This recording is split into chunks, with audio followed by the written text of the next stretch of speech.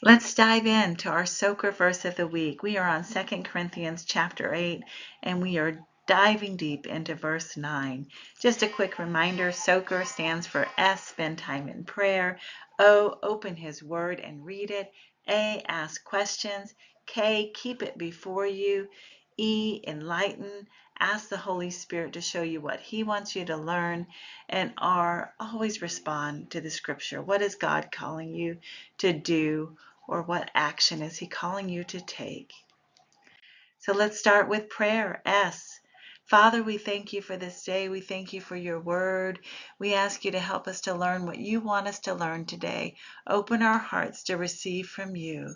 Help us to just remove any wrong thinking, any wrong beliefs, and let us learn from you. In Jesus' name we pray. Amen. Let's go ahead and dive in. So the first translation that I wrote down was from the BSB. It says, "For you know the grace of our Lord Jesus Christ, that though he was rich, yet for your sake he became poor, so that you through his poverty might become rich." And I'm going to go ahead and read it to you in the three translations that I chose to write down. I think each one of them brings out something fresh that makes it really stand out in a personal way.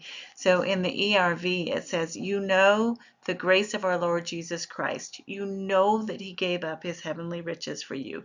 He gave up everything so that you could be richly blessed." The CEV says, "You know our Lord Jesus Christ treated us with undeserved grace by giving up all of his riches so that you could become rich." And in the Amplified, it reads like this: "For you are recognizing more clearly the grace of our Lord Jesus Christ, his astonishing kindness, his generosity, his gracious favor, that though he was rich, yet for your sake he became poor, so that by his poverty you might become rich, abundantly blessed." Wow. Amen. Jesus gave up everything for us. And we're going to dive into that verse just a little bit deeper and really see what he wants us to understand. You'll notice my markings over there. I marked the words that stood out to me. The word no, you'll see I put the light bulb on it because it's a no, understand. And when you read the Greek definition over there to the side, you find out it's a very personal knowledge that he wants us to really grasp what this truth is. So it's not just a, "Hey, how are you?" kind of thing. It's no, get it deep down inside. You make it personal to you. And then you'll see I wrote down the definition for grace. I also wrote down the definitions for riches and for poverty. It's very helpful when you can really look at what the original meaning of each of those words mean, and it gives you that personal understanding of the scripture. Amen. All right, so when we're diving in, we also want to ask questions, which is A, the who, what, where, when, and why. And each of us are going to ask different questions, but the truth of the scripture is going to come to us as we ask those deep questions and we seek scripture to help us understand it better. So some of the questions I asked was, okay, so how exactly was Jesus rich? Because he's God. He has always been. Heaven was his home. He had everything. He was with the Father and with the Holy Spirit. They created everything. He was like God in every way, but he did not think that his being equal with God was something to use for his own benefit. Instead, he gave up everything, even his place with God. He accepted his role of a servant, appearing in human form during his life as a man. And you can read that in Philippians 2, 6, and 7. So how exactly did Jesus become poor? He left heaven and he became flesh. He was mocked, he was beaten, he was hung on the cross.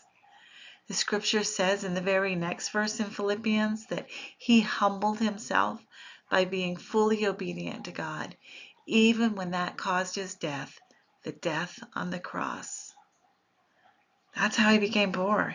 He gave up everything he had for you and I. So how does it make us rich? because we receive eternal life, salvation. We're reconciled to God. We are blessed with every spiritual blessing. Check out Ephesians 1:3. Also read Ephesians 1:7 through 9 and Romans 8:17. We also do our cross-referencing, and so you'll see in my cross-referencing the verses that I mentioned above from Philippians, also some other verses from 2 Corinthians and Romans 15. So again, those cross-references just give us that deeper understanding of what that scripture means and helps us really understand what Jesus had and what he gave up for us. Okay, we want to keep his word before us, and we give you many options for how you might want to do that. We have the wallpaper. Every week there's a wallpaper you can download and put it on your phone so that you can see a beautiful graphic as well as his word every time you open your phone up and look at his word and just remind you what he has to say to you. I write it on a chalkboard and keep it around my house. I also have a little notebook that I write it in. Whatever works for you, just find those ways to keep his word in front of you continually so that you can meditate on it day and night. E is enlighten. Ask the Holy Spirit, what do you want me to learn? What do you want to teach me? So here is what I came up with from just my time in the scripture and in prayer, was that from the very beginning, God knew that we would need to be redeemed. And he said yes. And he had a plan to buy us back. Jesus willingly left his home in heaven and he came to earth as a lowly servant. He knew what he would face and he still said yes. He said yes anyway. He loved you and he loved me enough to go to the cross, paying a debt that he didn't owe to redeem us. There's no greater love than this. Check out John 15:13 and John 3:16. I want to read this other scripture to you that I actually referenced a minute ago. He was like God in every way, but God did not think that his being equal with God was something to use for his own benefit. Instead, he gave up everything, even his place with God. He accepted the role of a servant, appearing in a human form.